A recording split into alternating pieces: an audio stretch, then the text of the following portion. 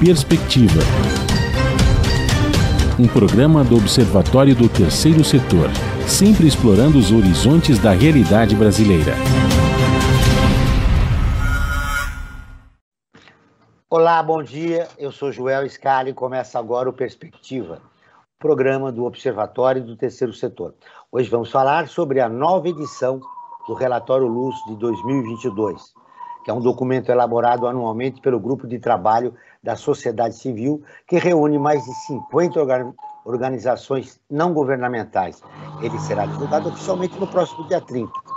Hoje nós contamos com a participação da Laura Cury, que é doutora em História Social pela PUC de São Paulo e assessora de Relações Internacionais da ACT, que atua na cofacilitação do Grupo de Trabalho da Agenda 2030. Bom dia, Laura, seja muito bem-vinda ao nosso programa. Bom dia, João, muito obrigada, é um prazer estar aqui. Cláudio Fernandes, economista, cofundador e membro do GT da Sociedade Civil para a Agenda 2030. Ele é autor do ODS 17 e consultor do projeto do relatório Luz. Bom dia, Cláudio. Seja muito bem-vindo ao nosso programa. Bom dia a todos e todas. A co-apresentação para esse programa. A co-apresentação do programa é de Frank Valverde, que também trará os destaques do site do Observatório do Terceiro Setor. Você vai conferir as notícias do mundo com a repórter Maíra Lopes, direto de Nova York. Bom dia, Franklin. Bom dia, Joel. Bom dia, Laura. Bom dia, Cláudio. Bom dia a você que está em sintonia aqui com Perspectiva na Rádio Brasil Atual. Franklin, o destaque da semana.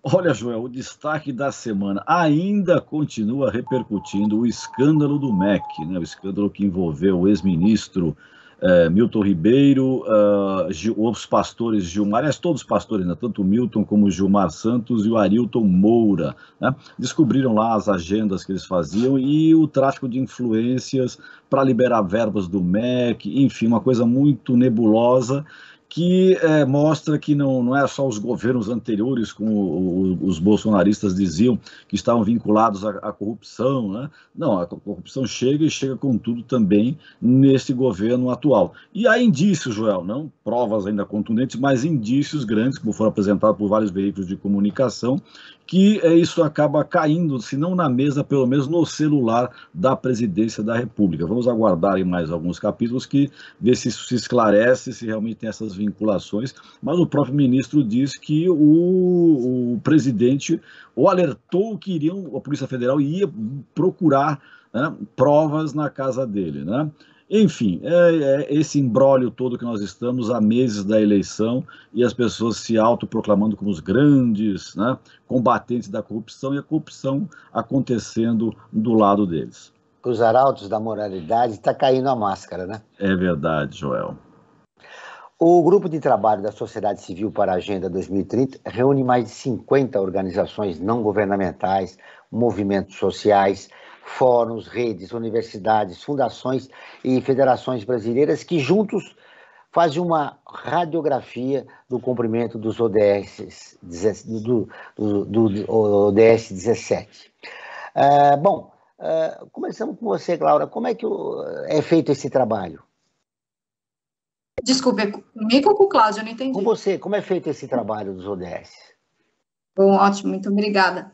Esse é um trabalho que a gente vem fazendo, né? A gente vai estar lançando agora a 6ª edição, então a gente está fazendo aí uma série histórica, a gente começou em 2017, e a gente junta, então, os e as especialistas que compõem o grupo de trabalho da Sociedade Civil para a Agenda 2030 e eventuais parceiros também, para a gente fazer essa análise que você falou, né, que é uma questão de uma implementação ou não implementação dos 17 ODS, né, então, né, de todos eles e das 169 metas no país. Então, a gente junta as pessoas que vão colaborar com cada um desses ODS, vê as metas, cada uma dessas metas, os indicadores, busca os dados, né, de preferência sempre pautado em dados oficiais, os mais recentes possíveis, o que tem sido um desafio também, e conforme faz essa tabela, assim, de acordo com como é que estão cada uma das metas, faz análises, um texto, e a gente ainda por cima busca recomendações. Então, né, a gente faz essa radiografia que você falou, também busca dar algumas ideias, né, dessas pessoas que são especialistas nos temas,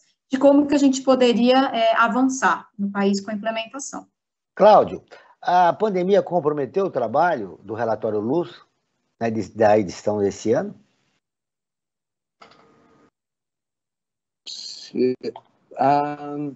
Não, na verdade, nós já estamos no processo de finalização do relatório Luz. O relatório Luz do Grupo de Trabalho da Sociedade Civil para a Agenda 2030, ele já se consolidou como um documento de alto nível de precisão, digamos assim, porque é um trabalho minucioso de análise de evidências sobre a situação do país a partir de indicadores, 269 indicadores que foram acordados na ONU, mas que tiveram um processo de negociação que durou quase 4 anos, através da participação de peritos e peritas de todas as áreas, seja da academia, seja da sociedade civil, seja da iniciativa privada, seja de governos, né? Então, a Agenda 2030 para o Desenvolvimento Sustentável é uma possibilidade para se criar condições para justamente lidar com um aspecto que Franklin comentou no início. Por exemplo, a corrupção. A corrupção é o ODS 16. Construir sociedades pacíficas, com justiça, sem corrupção. E nós temos uma situação no Brasil em que a corrupção ela se tornou endêmica, uma praga endêmica, e ela se estabeleceu como uma praga endêmica durante a ditadura militar. O que é incrível é que conseguiram construir uma narrativa de que borra-botas militares, tomando o poder outra vez, estariam aí para lutar contra a corrupção. Ao contrário, estavam aí para dinamitar completamente a possibilidade do desenvolvimento desse país. Simplesmente enfiando a mão das formas mais esdrúxulas numa situação em que uma pessoa pega em flagrante é chamado pela imprensa de suspeito. Isso é impossível. Entendeu? Dentro do ponto de vista moral, dentro do ponto de vista político, dentro do ponto de vista social. Então, a partir do documento, como a sociedade civil pode reagir em relação a essa questão da corrupção?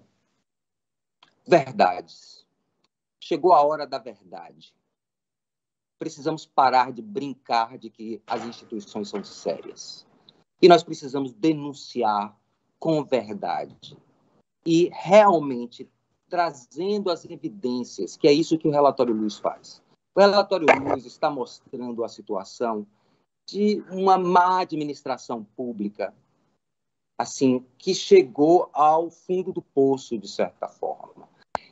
E, no entanto, dá qualquer tipo de credibilidade, por exemplo, que é a minha área, que é a área do ODS 17, constituição de parcerias e meios de implementação para o desenvolvimento sustentável. O que são os meios de implementação? São as condições de possibilidade financeiras e de recursos, não só financeiros, que sejam direcionados para o desenvolvimento sustentável. Ok? No entanto, nós temos na administração pública o contrário disso. Uma cidade como Recife, por exemplo, onde eu estou neste momento, por isso que eu estou de regata, porque apesar da chuva ainda faz calor, a discrepância entre o investimento para a carrocracia, que é o domínio do automóvel privado, que polui, que mata, certo? É em torno de, fazer uma conta rápida aqui, 350, 17 mil, tipo assim, mais de 25 vezes do que seria um investimento para se colocar simples ciclofaixas e ciclovias e incentivar o uso de uma mobilidade mais saudável para uma cidade como essa, que é plana, perfeita para se andar de bicicleta, que é o que eu faço, particularmente. Então, esses são os desafios. E como enfrentar esses desafios, segundo a tua visão, Laura? Pelo Cláudio disse, pelos os resultados do relatório Luz do ano passado, desse a gente ainda não conhece, que será divulgado no próximo dia 30, o projeto coletivo está privilegiando só uma parcela da população brasileira, né? Exato, isso vai contra o próprio princípio da agenda, né, que tem como lema não deixar ninguém para trás, né, e o que a gente vem apontando ao longo dos anos é que a gente está deixando cada vez mais pessoas para trás, né, e principalmente as pessoas dos grupos mais vulneráveis. Opa, desculpa. Laura, eu queria te ouvir a respeito de como nós vamos enfrentar essa dificuldade a partir da fala do Cláudio. Então, o que o Cláudio coloca é um panorama que a gente vem observando, né, como eu falei, desde o primeiro relatório Luz, em 2017, e que vai contra o próprio princípio da Agenda 2030, né, que tem como lema não deixar ninguém para trás. E o que a gente observa é que cada vez mais a gente está deixando mais brasileiros e mais brasileiras para trás, principalmente essas pessoas que pertencem a grupos mais vulneráveis, né? Então, essa população está sendo sistematicamente deixada para trás.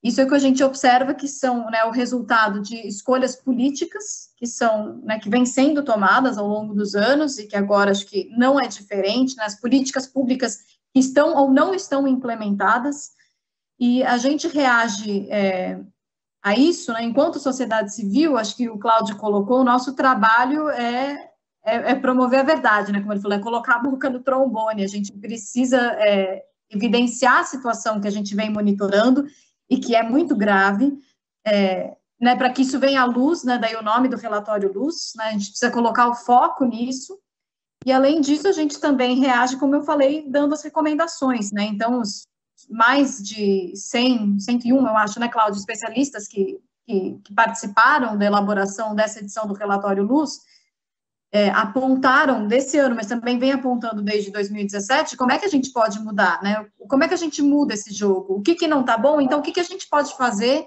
para reverter esse quadro? É um processo que, enfim, que também não... O relatório Luz pode nortear futuramente as políticas públicas do país, né? Exatamente. A Agenda 2030 pode e deve nortear as políticas públicas para que a gente possa, né, não deixar ninguém para trás, ou, né, que a gente tenha essa meta.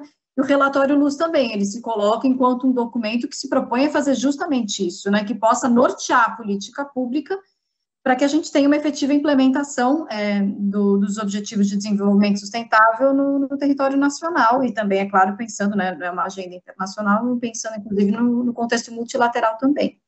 Em relação ao DS-17, Cláudio, que você esteve envolvido diretamente, e em relação ao ano passado, tivemos retrocesso?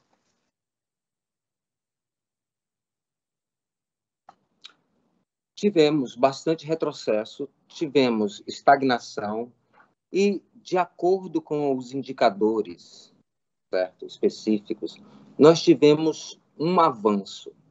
Mas aí entra aquela questão que é a necessidade de uma análise de dados dentro de contexto, ok?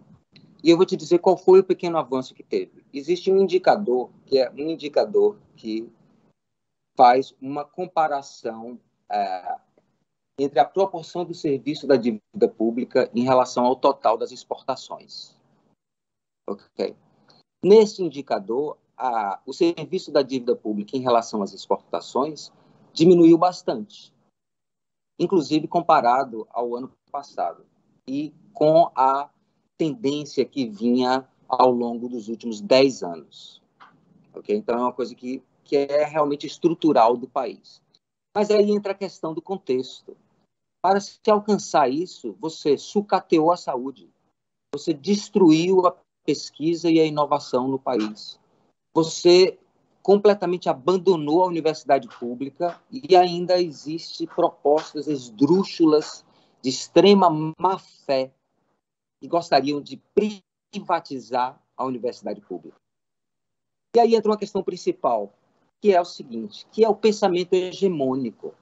O pensamento hegemônico, ele está destruindo o país, mesmo às vezes quando determinadas classes têm boas intenções. Por quê?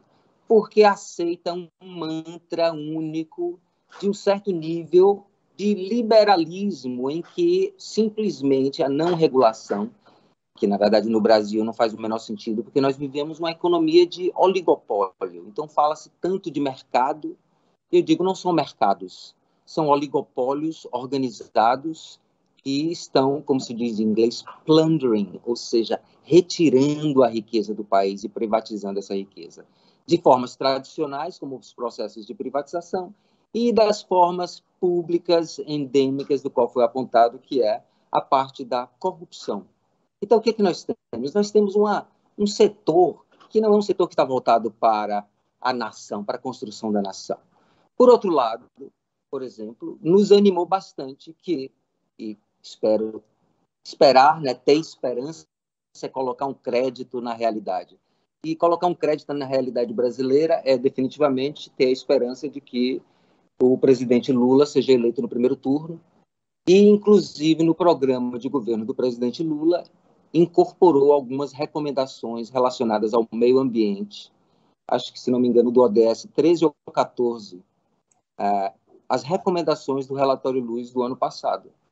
Então, isso é um aspecto muito interessante que mostra a boa vontade de várias lideranças políticas que devem definitivamente adotar a Agenda 2030 como um programa de governo, porque é mais do que um programa de governo, é um programa de Estado, é um programa para a consolidação de uma nação, e que seja uma nação sustentável e que consiga eliminar os seus problemas mais cruéis, que não só persistem ao longo dos últimos anos, como se amplificaram e aumentaram. Esse é um dos grandes problemas do país, né, Cláudio? Esse é um dos grandes problemas do país, fazer um programa de governo e não de Estado aqui no Brasil. Agora nós vamos ouvir a Rádio ONU, parceira de conteúdo do Observatório do Terceiro Setor, com a reportagem "Com metas ambiciosas, a executiva brasileira se torna pioneira dos Objetivos do Desenvolvimento Sustentável da ONU". A Maíra Lopes, de Nova York, tem as informações. O Pacto Global das Nações Unidas anunciou, durante a cúpula de líderes globais da ONU, os 10 novos pioneiros dos Objetivos de Desenvolvimento Sustentável.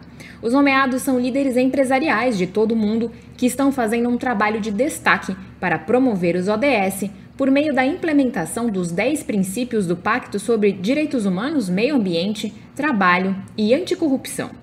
Entre os selecionados está a brasileira Denise Rios, que é diretora de sustentabilidade para a América Latina na Natura & Co. Denise Rios reforçou que alinhar o dia a dia dos negócios à Agenda 2030 vai além de projetos pontuais. A multinacional brasileira de higiene e cosmética possui um plano ambicioso para enfrentar os desafios traçados pelos Objetivos de Desenvolvimento Sustentável, como crise climática e, no caso do Brasil, a proteção da Amazônia. A porta-voz de sustentabilidade da Natura & Co explica que entre as metas estão atingir 0 emissões líquidas de carbono até o final da década e mobilizar esforços em rede para alcançar o desmatamento zero até 2025. Além disso, ela destaca que a empresa está pensando em maneiras de manter o negócio mais sustentável em toda a cadeia produtiva, recolhendo todo o plástico das embalagens e reciclando pelo menos metade. A formulação dos produtos também deve ser biodegradável. Segundo Denise Rios, o modelo de consultoras de beleza segue se conectando com a economia circular e a autonomia das mulheres. Além da nomeação internacional como pioneira dos ODS, Denise já havia vencido a etapa nacional em março. Segundo a secretária-geral adjunta e CEO do Pacto Global da ONU, Sanda Ojiambo, as empresas têm um papel crítico a desempenhar para alcançar os ODS. Ela adiciona que os desafios globais, desde crises alimentares, clima e água, até pobreza, conflito e desigualdade, precisam de soluções que o setor privado possa ajudar a oferecer. Sanda afirma que os profissionais selecionados mostram o que pode ser feito pelas empresas para fazer a diferença que não serve apenas aos acionistas, mas também à sociedade em geral. Da ONU News em Nova York, Maria Lopes. Continuamos com Perspectiva, um programa do Observatório do Terceiro Setor. Hoje falando sobre o relatório Luz 2022 com a Laura Cury e o Cláudio Fernandes. Agora vamos com os destaques da nossa enquete. O que os nossos seguidores votaram a respeito do tema do programa de hoje, Franco Valverde? Então, Joel, a cada programa que nós realizamos aqui na Rádio Brasil Atual, nós fazemos uma enquete, né? Não tem uma base científica, né? É uma enquete que é a ideia de sentir a temperatura de acordo com o tema que nós vamos abordar no programa. E para o programa de hoje, qual foi a nossa questão? Você sabe o que são os ODS? E a resposta foi a seguinte: 58% das pessoas que responderam à nossa enquete disseram que sim, que sabem o que é os Objetivos do Desenvolvimento Sustentável. Ou seja, está melhorando, né, Joel? Porque a enquete que nós fizemos lá para trás, o índice não era tão alto, né? Então, acho que aos poucos a gente consegue... Pretensiosamente, viu, Frank? Eu acho que nós estamos dando a nossa contribuição. Nós fizemos um programa Brasil ODS que fala sobre os objetivos do desenvolvimento sustentável semanalmente, né? Exato, toda quinta-feira às 9 horas na Rádio Brasil Atual e depois fica nas nossas plataformas. Acho que as pessoas podem acompanhar lá, que nós aprofundamos a cada programa um ODS, falando qual que é a meta que nós temos que atingir em 2030. Né? E dentro dessa perspectiva, Joel, e até somando a matéria que a Mayra Lopes fez lá diretamente de Nova York, eu queria colocar uma pergunta tanto para a Laura como para o Cláudio. Na verdade, é um bate-papo, né, que eu gostaria. Nós vimos aqui pela matéria da Mayra que a Denise Rios está fazendo a parte dela, né? Ela está trabalhando para essa Agenda 2030. Né? E nós, pelo que foi dito tanto pela Laura como pelo Cláudio, ficou demonstrado que o Poder Executivo brasileiro ainda está patinando, né, em trabalhar para cumprir essa meta da ONU, né, 2030 dos ODS. E eu gostaria de saber o seguinte, e o Poder Legislativo brasileiro está dando a sua contribuição à altura ou não? Né? Porque a gente tem falado do Poder Executivo, mas a gente sabe que no Brasil o Legislativo tem um poder muito grande. Não é um país parlamentarista, mas a força que se tem aqui, o Parlamento brasileiro, né? Principalmente com esse orçamento secreto, por exemplo, que é uma coisa absurda, só no Brasil tem essas jabuticabas, né? Tem um papel muito grande. Então eu gostaria de jogar essa bola, né, para a Laura e para o Cláudio, para saber como é que anda o Poder Legislativo brasileiro com relação aos ODS. Vou começar pela Laura. Obrigada, Frank. Acho essa uma pergunta excelente, na verdade, porque a Agenda 2030, ela precisa, né, da atuação de várias esferas da sociedade para funcionar. Né? Então, a gente precisa dos governos, da sociedade civil, né, incluindo aí na sociedade civil organizada, academias, pessoas, precisa do setor privado. E é isso que a gente não vê, né? E o Cláudio, inclusive, acho que vai falar, vou até me antecipar, Cláudio, vou te citar. O Cláudio vem falando que quem mais atua pela Agenda 2030 no país hoje, imagino que no mundo, né, Cláudio, é a sociedade civil. É a sociedade civil que tem desempenhado esse principal papel, né, enquanto uma mola propulsora para, né, chamar atenção para essa questão, para a necessidade de implementar essa agenda para ontem. Com relação à questão legislativa, é importante, né, porque a gente tem, inclusive, agora, nesse ano, as eleições para o legislativo, né, então é bem importante que a gente fale sobre isso. Eu acho que, né, na minha percepção, existe espaço ainda, né, para melhor, a gente ainda vê, né, eu fiquei feliz de ver os dados de vocês, de que, né, mais gente está conhecendo a Agenda 2030, eu acho que no legislativo não é diferente, mas existe espaço para melhora. A gente tem hoje uma frente parlamentar mista ativa de apoio aos ODS, que é uma frente parlamentar que tem atuado muito para fazer conhecer a agenda, para tentar avançar com a implementação no território nacional. A gente faz diversas reuniões, encontros, debates públicos, inclusive, e é inclusive por meio dessa frente que a gente vai lançar o relatório Luz nesse dia 30, às 14 horas, pela Comissão de Meio Ambiente. A gente tem um projeto de lei que está tramitando no Congresso, o 1308, que é do ano passado, que propõe os ODS como uma referência justamente para a formulação de políticas públicas, né, nos âmbitos federal, mas também estadual e municipal, que foi elaborada por essa frente parlamentar mista em apoio aos ODS. Então, acho que a gente está caminhando, mas ainda, sem dúvida, tem espaço para melhora. Eu vou passar a palavra para o Cláudio, então, para que ele comente também. E aí, Cláudio, como é que está o poder legislativo no Brasil com relação aos ODS? Excelente pergunta. Só para comprovar o que a Laura colocou, a Frente Parlamentar a favor dos Objetivos do Desenvolvimento Sustentável foi criada por causa do trabalho da sociedade civil que se aliou com parceiros chaves na Câmara de Deputados e se criou essa frente parlamentar. Foi uma iniciativa da sociedade civil organizada e, particularmente, do GT Agenda 2030. Perfeito, Cláudio. Com um grande impulso do deputado Nilton Tato, que tem um interesse genuíno e autêntico por uma agenda de sustentabilidade. Eu espero que São Paulo reeleja o deputado Nito Tato.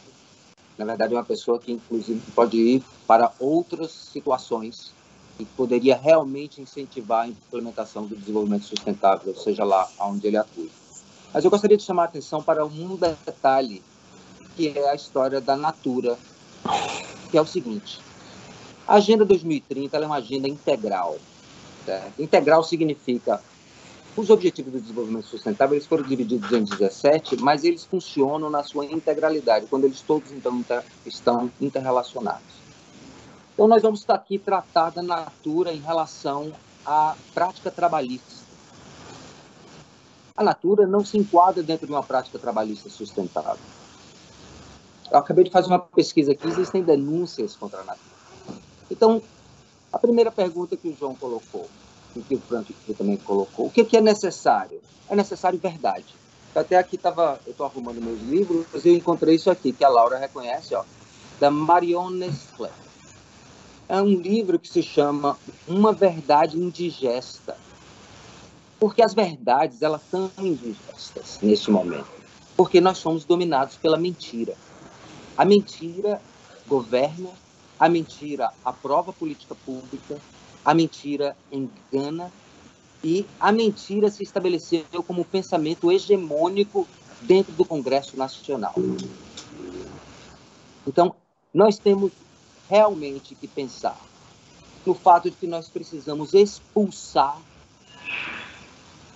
os mentirosos e as mentirosas do Congresso Nacional para que o Legislativo realmente possa ajudar na construção do desenvolvimento sustentável. Neste momento, sem dúvida alguma, o Congresso Nacional simplesmente trabalha contrário, em sua grande maioria, em sua hegemonia, trabalha contrário à Agenda 2030 para o Desenvolvimento Sustentável. E isso precisa ser dito com todas as letras, palavras, números, pingos nos is e termos cortados. Muito bem. A Laura quer completar a sua fala também, né, Laura? Não, desculpe, eu ia esperar ele terminar. Era só uma questão também que o Cláudio tocou e que eu também, na verdade, estava aqui querendo comentar justamente sobre a questão do envolvimento do setor privado, porque, assim, que é fundamental, tanto que eu falei, né, todos os setores precisam estar envolvidos, né, na construção e na implementação dessa agenda. Mas o que a gente coloca, inclusive no estudo de caso dessa edição do relatório Luz, Franklin, é sobre qual e como deve ser o envolvimento do setor privado, né? Porque o que a gente muitas vezes vê, eu não estou falando aqui especificamente de nenhuma empresa em particular, mas em geral, é que muitas vezes as empresas se utilizam da Agenda 2030, dos ODS, para fazer o que se chama de greenwashing, né? O rainbow washing, no caso dos ODS, porque a gente, né, tem um círculo colorido, né, cada objetivo tem uma cor, que acaba limpando a sua imagem. Então, muitas vezes, as indústrias, as empresas, elas fazem ações que são pontuais em determinada área, que foi isso, por exemplo, o Cláudio comentou, então, eu trabalho para reciclar as embalagens plásticas, mas a gente acaba não vindo à tona quanto de água que elas utilizam na produção, quais são os esquemas de trabalho, né, se é um trabalho digno, como é que é a questão da inclusão da diversidade, enfim, são inúmeros aspectos que eu acho que a gente precisa e deve considerar. Então, assim, o envolvimento do setor privado é isso que a gente coloca no nosso estudo de caso.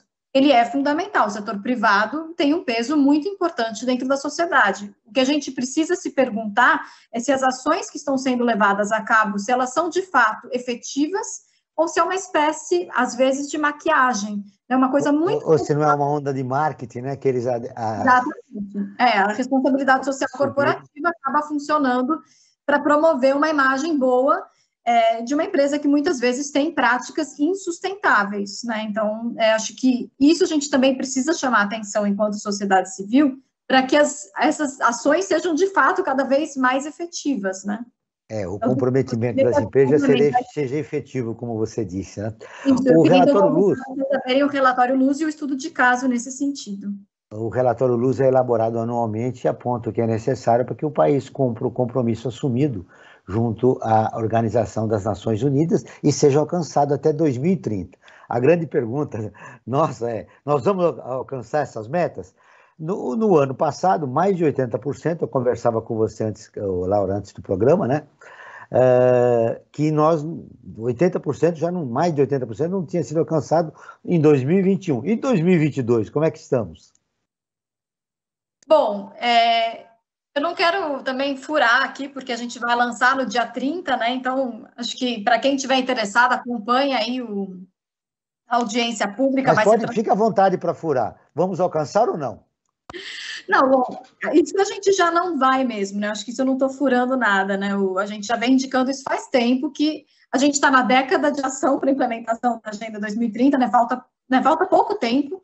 Eu sempre falo isso, em termos de política pública é pouco tempo, pode parecer muito, mas não é, né? Para você reverter todo um quadro de um país, principalmente das dimensões e das dificuldades, né, estruturais históricas do Brasil, assim, é realmente muito difícil. Mas, enfim, acho que para a gente entrar em maiores detalhes, daí a gente pode fazer uma segunda conversa depois do lançamento, mas não. Mas né, então vamos cutucar o Cláudio. Cláudio, quais são as novidades desse relatório 2022? Que é importante para as pessoas se motivarem a se debruçar sobre ele, porque ele mostra um pouco a realidade brasileira. Nós sabemos que a pandemia aumentou as desigualdades do país, por exemplo. O que o relatório Luz mostrou em relação a isso?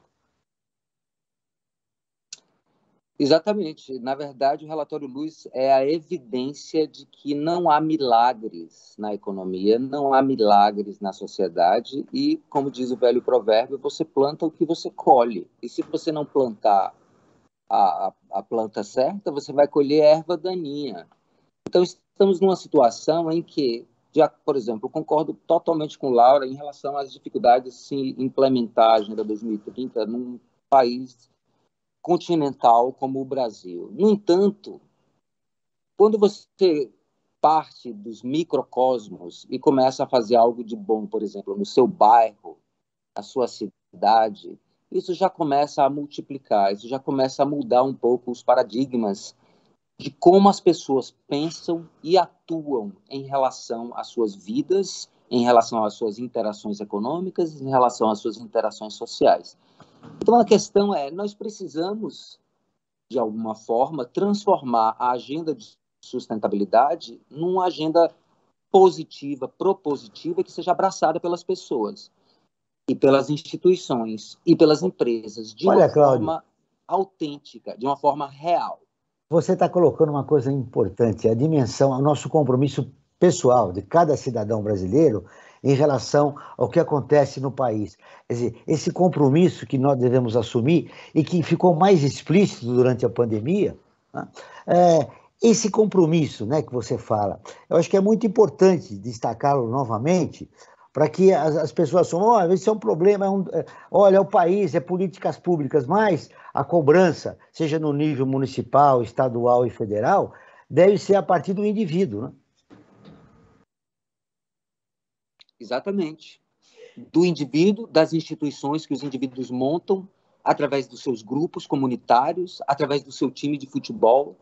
Eu estava no interior ontem, vou contar uma anedota, né? Voltei ontem, mas eu estava fazendo uma corrida durante a manhã e encontrei 3 jovens e que estavam discutindo uma letra de uma música que falava sobre raiva, sobre ódio e sobre depressão. E aí, na hora que eu passei, eu escutei aquilo, eu perguntei, e aí, o que você faz quando você está nessa situação? Aí eles responderam, a gente fica deprimido, ou então vai malhar na academia. Eu falei, não é mais hora para isso. Nós precisamos levantar de vez o peito, precisamos encarar de frente a verdade. Do fato de que precisamos trabalhar de uma maneira unida para conseguir vencer este grande mal maior que se instalou no país. E isso precisa ser encarado de frente. E não é só a figura do Voldemort, se vocês lembram de Harry Potter, ou de Mordor, se vocês lembram do Senhor dos Anéis, não é só a figura de Sauron, mas é toda a estrutura que sustenta a existência de Sauron, sabe? E essa é a situação em que estamos no Brasil. E a Agenda de Desenvolvimento Sustentável é como se fosse uma força humana, ética, para que realmente consiga transformar os indivíduos, as instituições, a forma de fazer política, a forma de fazer negócio, porque do jeito que está, não dá mais. E fazer o mesmo não vai gerar resultados diferentes. Então, nós precisamos estar muito atentos a isso. Para pensar o Brasil pós-pandemia. Nós continuamos, você está ouvindo o Perspectiva, um programa do Observatório do Terceiro Setor, hoje falando sobre o relatório Luz, com Laura Cury e Cláudio Fernandes. Você quer ficar informado sobre projetos, causas sociais e direitos humanos? Franklin, conta para os nossos ouvintes como eles podem acompanhar o nosso trabalho. É muito fácil, é só seguir o Observatório do Terceiro Setor nas redes sociais e acompanhar as informações no Brasil e no mundo. Pode ser pelo Instagram, né, @Observatório 3 Setor, o 3 em numeral, Facebook, né, /Observatório 3 Setor.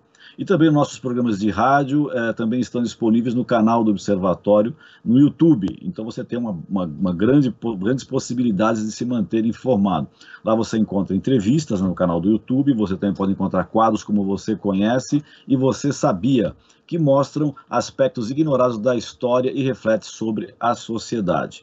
Basta, então, você buscar por Observatório 3 Setor, o 3 em numeral.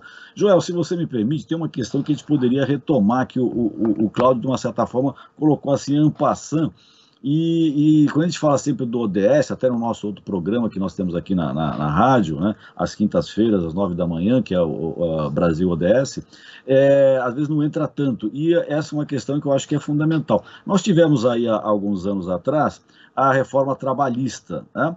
E o Cláudio falou da questão que muitas empresas fazem um certo marketing, mas às vezes deixam de lado a questão trabalhista. E eu gostaria de reinserir essa questão, que eu acho que é importante, já que às vezes a gente trata muito pouco também. Às vezes a gente trata a questão do meio ambiente, que é fundamental, né? E outras que, claro, todos os ODS são interligados. Mas essa questão em especial, que é a questão trabalhista, a gente não aprofunda tanto, né? Então acho que é o momento, sei lá, acho que eu vi que o Cláudio é uma pessoa que tem dados sobre isso, a gente poderia explorar um pouco ele também, Joel, para ele falar um pouquinho sobre essa questão. Como é que está o Brasil em relação aos ODS que tratam da questão trabalhista, sendo que o Brasil sofreu aí há uns 4 anos, pode-se dizer, ainda foi no governo Temer, né? Essa chapuletada, pode-se dizer assim, para falar uma palavra popular, né? Essa chapuletada com relação à reforma trabalhista, Joel, se você me permite. Claro. Cláudio. Perfeito, Franklin, a pergunta. Realmente o que nós temos visto, certo, ao longo dos últimos 20 anos, a partir do consenso de Washington, que implantou a agenda neoliberal nos países, que inclui a desregulação financeira, o processo de privatização de empresas públicas, e a outro tripé era a desregulação trabalhista.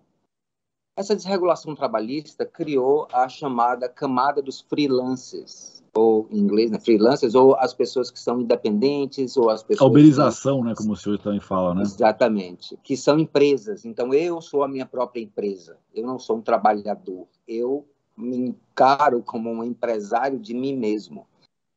Isso é o quê? Isso é um processo de precarização do trabalho. E aí se formou uma nova classe social dentro dos estudos sociológicos, principalmente nos estudos mais de vanguarda, não mofados, ou seja, bastante contemporâneos, que é o chamado precariato.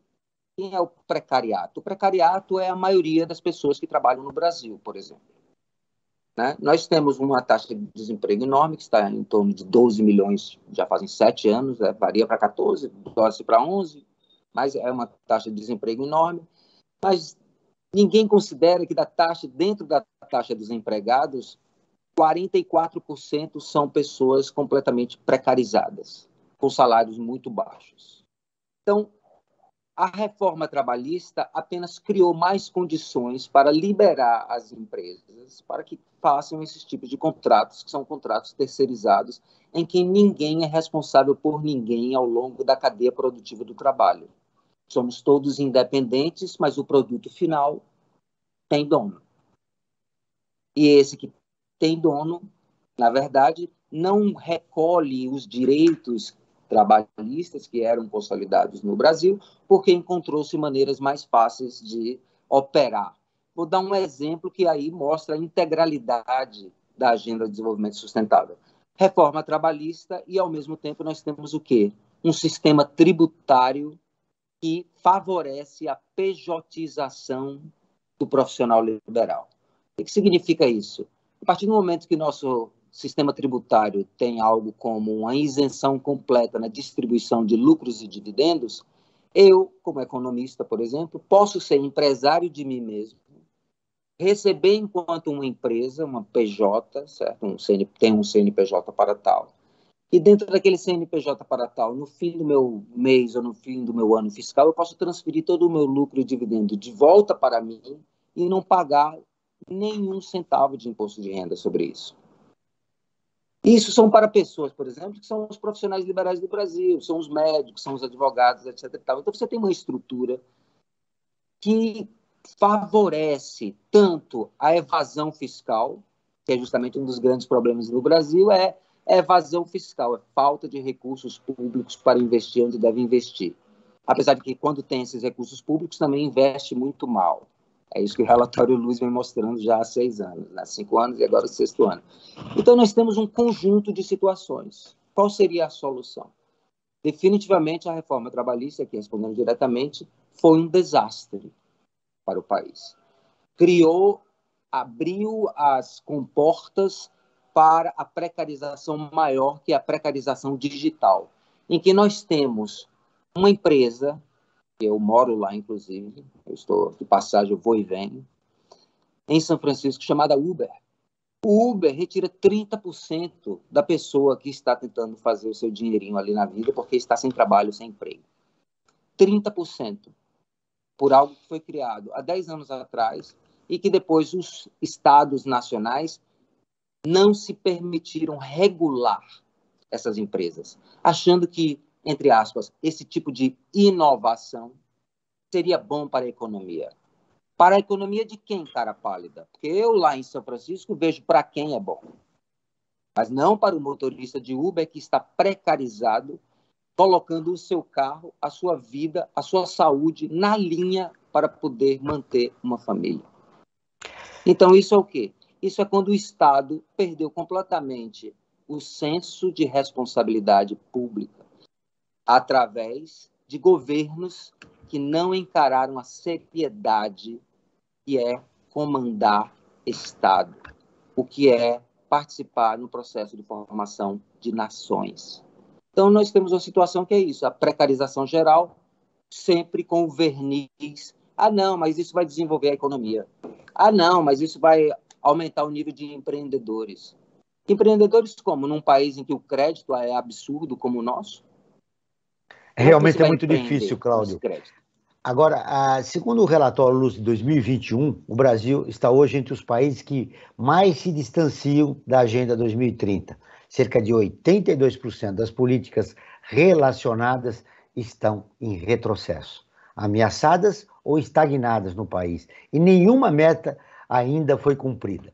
Aí eu quero ouvir você, Laura, nesse ritmo, vamos alcançar os objetivos e o que é necessário, se não vamos, o que é necessário para a gente alcançar? Então, aquilo que eu já coloquei, né? Tudo indica que não vamos, né? No ritmo atual, cada vez mais a gente se distancia, né, desse objetivo da implementação.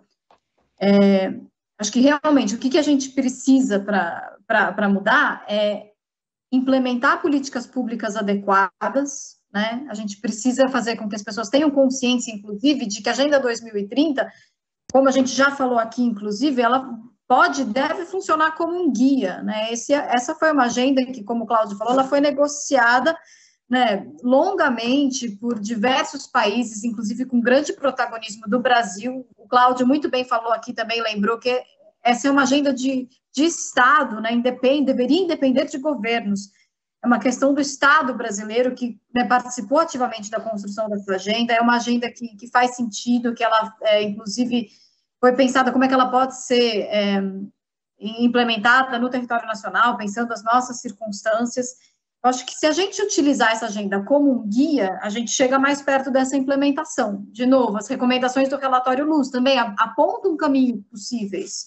né, de que pessoas que trabalham com esse tema acham do que seria importante a gente fazer ou deixar de fazer, né? Por exemplo, a gente vem falando da questão da emenda constitucional 95, né, o famoso teto de gastos.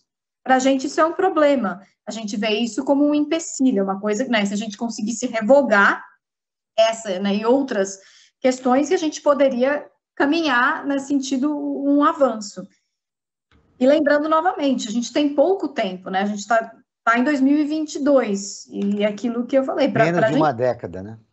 Exatamente, a gente tem menos de uma década para implementar uma agenda que é ambiciosa. Então, assim, é claro que, não estou dizendo que seja impossível fazer, mas, assim, cada vez mais está mais difícil, e por isso a necessidade de fazer para ontem, né, como a questão também da questão da mudança climática, né, ou da urgência climática.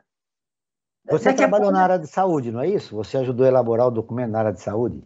Isso. De 2021 a 2022, o que mudou? Olha, a gente segue, eu acho, novamente, a gente segue num cenário bastante difícil. Eu acho que a diferença que a gente tem agora, e daí eu vou também de novo falar da necessidade da política pública, acho que a grande diferença que a gente vê de 2021 para 2022, apesar de todo Tivemos a pandemia, né? Tivemos a pandemia, a exigência na área de saúde, né? A vacinação, enfim, a área de saúde teve no foco, né? Nesses 2 últimos anos. Sem dúvida, a saúde, né, sempre é um dos focos, mas acho que principalmente durante a pandemia isso veio muito à tona. E a diferença de 2021 para 2022 é que a gente conseguiu, né? 2021 a gente iniciou ainda com as pessoas sem o ciclo vacinal básico completo, né? Com a questão da Covid, com uma grande desserviço, inclusive, eu acho que a gente pode falar, né? Do Estado, do governo brasileiro. Mas 2021 terminou... Foi, além de, entre outras coisas, o fenômeno do negacionismo, né? Exato, com uma questão de fake news, primeiro de falta de acesso mesmo à vacina, né? A gente não tinha vacina. E depois todas essas questões de desinformação mesmo a respeito, né, da necessidade de se vacinar, né, de que, né, a vacina não, enfim, acarreta em outros problemas de saúde, de que ela é sim eficaz, que a gente precisa manter distanciamento social, usar máscara, lavar a mão, etc. Né? Todas essas questões sanitárias básicas. A diferença é que 2021, e que eu acho que é uma questão positiva, mas eu vou falar por quê, é que a gente terminou com 80% das pessoas tendo sido vacinadas contra a Covid. Agora, isso é muito mais, a gente, né, no nosso parecer, muito mais uma questão da capacidade do Sistema Único de Saúde, dos profissionais da saúde que lutaram, estão lutando na linha de frente, né, de darem respostas, do que necessariamente há uma política aí do governo. Então, apesar de todas as dificuldades que a gente enfrentou nesse sentido, a gente conseguiu terminar o ano de 2021 com uma parcela significativa da população vacinada. Eu acho que é um ganho, mas a gente precisa ressalvar também e dar o crédito para, né, onde ele merece ser dado, que no caso, acho que é o SUS, são os profissionais da saúde. Essa é a nossa... Acho que isso é importante, né? O SUS e os profissionais de saúde que atuaram de uma maneira incisiva durante o processo da pandemia. Se não me engano, quase 170 milhões de brasileiros já estão vacinados, né? Exatamente. Então, acho que a gente precisa... Né, porque eu falei da política pública. O SUS é uma das maiores, se não a maior política pública que a gente tem. Então, a gente precisa valorizar... quando isso funciona, reconhecer da necessidade de um sistema único de saúde, de ser fortalecido, de ter mais recursos, inclusive por conta da questão do teto de gastos que a gente falou, né? Então, apesar do desfinanciamento do SUS e da não execução integral de recursos, a gente consegue ver resultados ainda positivos, né? Nesse cenário de retrocesso, você trouxe um pequeno avanço, que já é importante, né?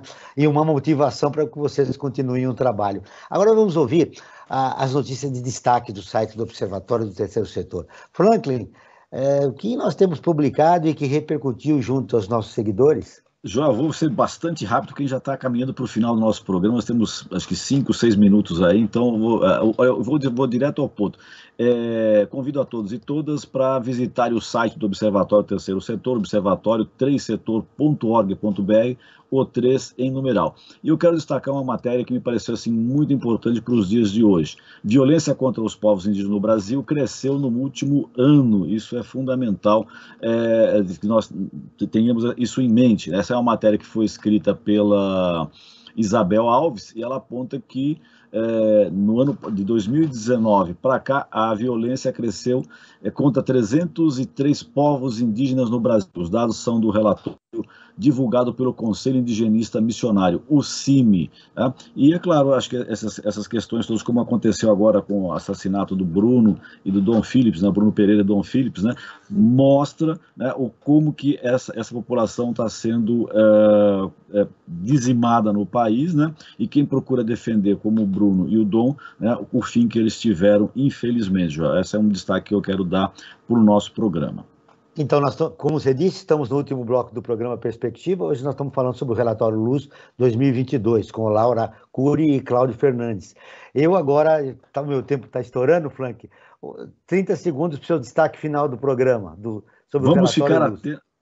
Vamos ficar atento para quinta-feira, dia 30/6, que será a divulgação do relatório Luz de 2022. A Comissão Nacional para os Objetivos do Desenvolvimento Sustentável foi estabelecida em 2016 como órgão de governança, para internalizar, difundir e dar transparência ao processo de implementação da Agenda 2030 no Brasil. No entanto, em 2019, um decreto do atual governo determinou a extinção da comissão e de outros colegiados.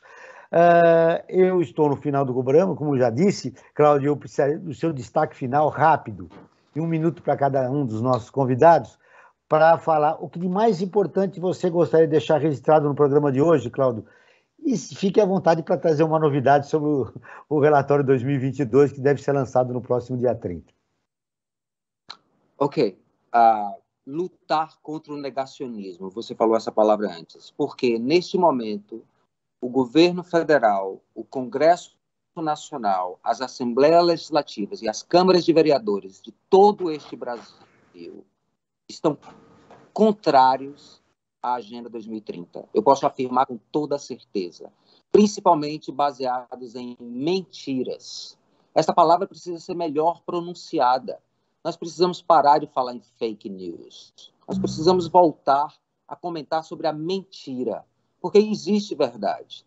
E o relatório Luz traz uma verdade. O SUS, que Laura destacou, a base do SUS, trabalhadoras e trabalhadores do SUS, realmente conseguiram segurar a tragédia que foi a maneira como o governo lidou com a pandemia no Brasil, principalmente embasada e fundamentada em mentiras.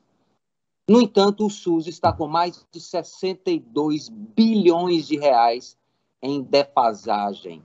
E do ano passado para cá, ao invés de aumentar o orçamento do SUS foi estagnado. Então, esses são os dados para mostrar que quando você tem um governo contra essas ideias, não tem. Ou seja, o seu destaque final, o orçamento do SUS foi estagnado pelo governo atual. Seu destaque final, Laura. Obrigada. Lembrando que a gente vai voltar esse assunto do relatório muitas vezes aqui, já que nós temos um programa Brasil ODS. E a gente fica à disposição, né, Joel, Frank, a gente fica à disposição para conversar, para debater. Eu acho que eu gostaria de dar alguns destaques finais, eu prometo que eu vou ser breve. O primeiro é, de novo, fazer com que as pessoas conheçam a agenda, conheçam essa proposta, né, de não deixar ninguém para trás, e conheçam o relatório Luz, que acompanhem o seu lançamento no dia 30, a partir das 14 horas. Falar mais uma vez da necessidade da gente ter esse tipo de acompanhamento, de monitoramento, de pensar em recomendações de como avançar, e dessa esperança que o Cláudio trouxe, né, de 2022, esse ano eleitoral, para a gente pensar nessa renovação, né, no governo executivo, para o legislativo, para que a gente possa, de fato, fazer diferente, porque o que a gente tem visto realmente está muito aquém do que a gente precisaria fazer de um modo global para conseguir implementar essa agenda e construir um mundo, né, melhor, mais saudável, mais sustentável para todas as pessoas. Em uma frase, qual é o seu maior sonho em relação ao trabalho que você realizou no relatório Luz? Cláudio? Você. O meu maior sonho que a gente realize, que a gente consiga ver, a partir dos próximos anos, um cenário mais positivo, né? A gente, esse ano, não comentei, a gente traz uma novidade nessa edição do relatório NUS, que é comparar um farol, que a gente faz do que está em retrocesso, né, do vermelho até o verde, do que está, né, progredindo de maneira satisfatória. E a gente vem observando que cada vez mais a gente está caminhando mais ao vermelho. Então, o meu maior sonho é que a gente possa ver nas próximas edições um maior número aí dos verdes pipocando, que a gente consiga, de fato, mudar esse caminho que a gente está trilhando e que tem sido tão prejudicial. Cláudio, numa frase, o seu maior medo? Implementar a Agenda 2030 para o Desenvolvimento Sustentável é retomar a esperança para o Brasil. Retomar a esperança. Essa é a palavra final de um dos nossos convidados. O Perspectiva está terminando. Agradeço a presença de Laura Cury, doutora em História Social pela PUC de São Paulo e assessora de Relações Internacionais da ACT.